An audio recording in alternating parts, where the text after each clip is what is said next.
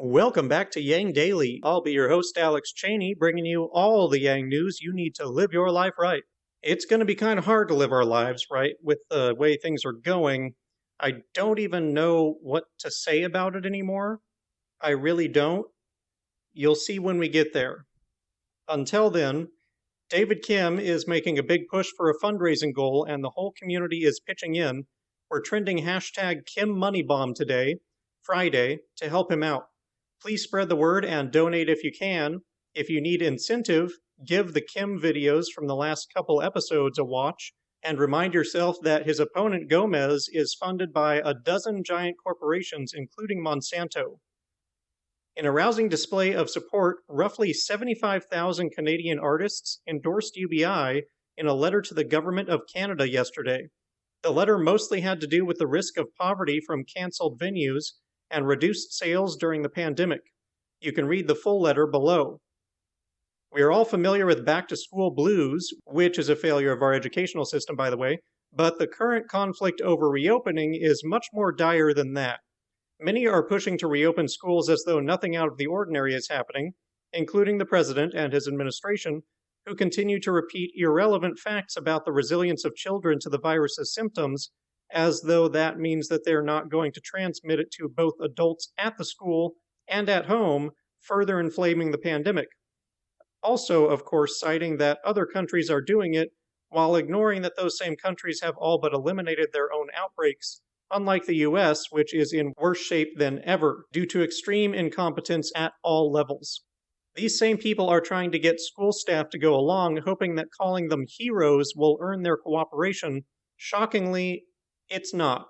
For example, the union in Houston said that 80% of bus drivers are refusing to return to work.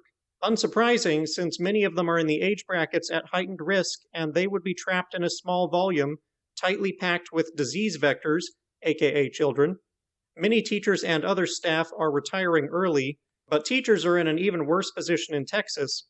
In addition to having to be in close contact with dozens to hundreds of kids all day, in packed classrooms, it is also illegal in Texas to go on strike or break with your contract, with the consequence including loss of teaching certificate. Think that through. Teachers have the choice between putting themselves and their family and their community at risk of death or burning their career to the ground. It's the problem of wage slavery on steroids. Ah, Texas, you always know how to make a situation more dystopian. After all, everything is bigger in Texas, including the problems. CDC safety guidelines are also being ignored in many places and again, at the behest of our president. Some schools are being told they'll need to provide masks and social distancing and install plexiglass barriers all over the place, while their budgets are being slashed. Other schools, on the other hand, are not even requiring masks. Let's also take a moment to acknowledge the psychological trauma of telling kids to go back to school and bring back a potentially deadly illness to their family. Some will end up indirectly killing their parents or grandparents. Others will live in fear of doing so. And we still don't understand the long-term effects of the virus for those who live, but we do know that some have suffered permanent damage, which the public is either ignorant of or ignores. Remote schooling, of course, has its own problems, including that many students' families can't afford a computer and a webcam because we don't have a UBI, because we prefer to let people suffer in poverty so that a few others can add an extra zero to their wealth that they will never need. But I hear this is the greatest country in the world, so I guess this is as good as it gets, right? It's also getting harder and harder to remember that I'm talking about the supposedly free country of America during some of these news reports, especially this one. In response to ongoing protests outside the federal courthouse, federal officers in Portland for the last few days have been recorded driving up to people on the street in unmarked black vans, pulling them in, covering the victim's face so they can't see, restraining them, and delivering them to the federal courthouse, all without identifying themselves in any way, reading Miranda rights, or giving cause for arrest. The victims are then searched and interrogated. Some are charged with crimes, others are released. I don't know what to say anymore.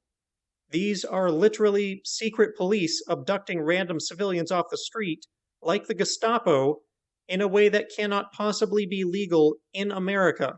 And as if it should surprise anyone at this point, Donald Trump, President of the United States, has endorsed these actions and expressed a desire to see it expanded across the country. What the hell kind of timeline are we living in right now?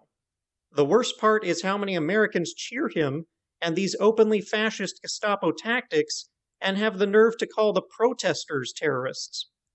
What's more, it's all being done by the federal government against the will of local officials.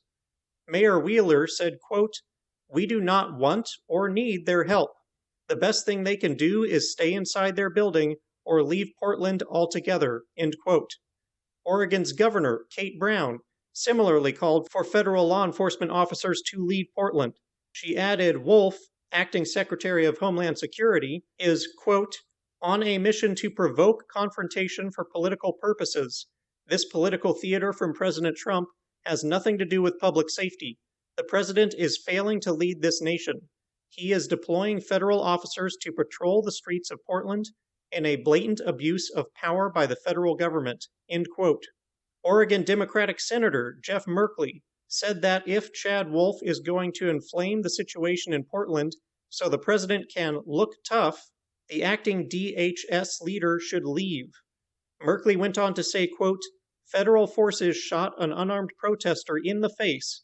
These shadowy forces have been escalating, not preventing violence," end quote.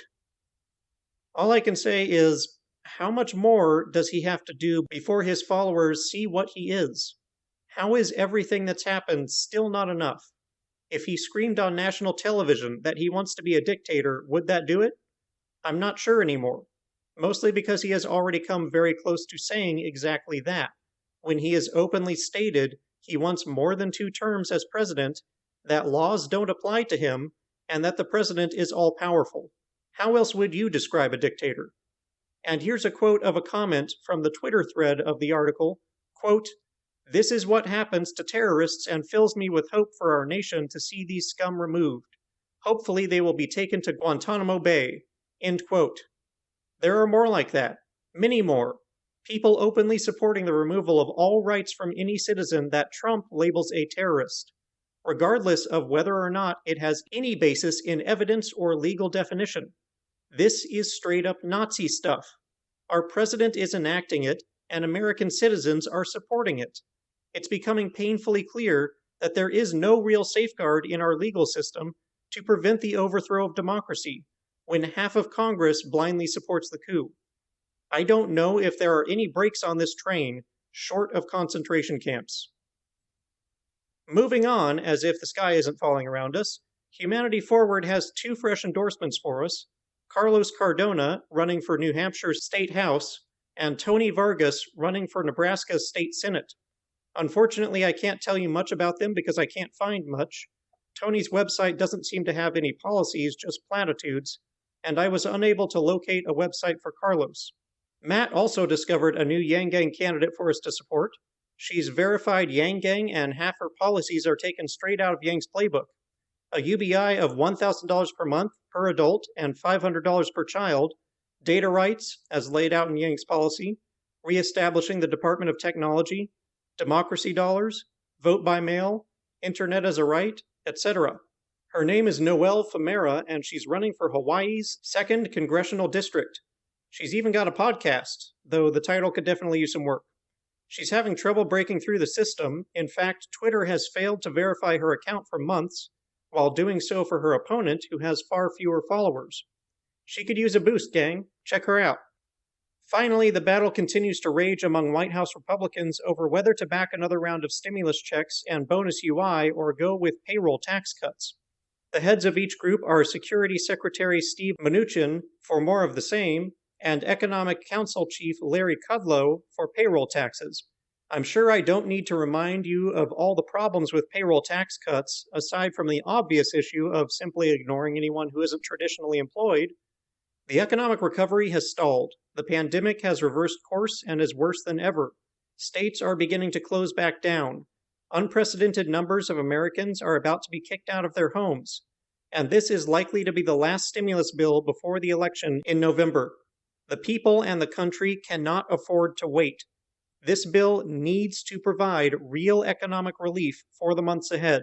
Tax cuts are definitely not going to do it.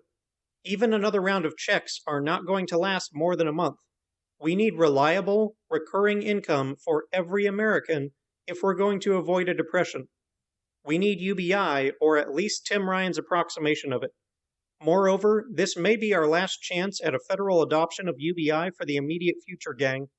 There will never be a better setup for the introduction of it than right now, with all the pressure working in our direction. If we let this moment slip by, it could be many years before we can bring this dream to fruition. That's why I'm asking all of you for a Herculean push to the finish line. Flood the Senate with calls for UBI. Explain that the last thing we need is more bureaucracy and conditions. We need cash in everyone's hands as fast as possible. This crisis is not going away unless we buy it off.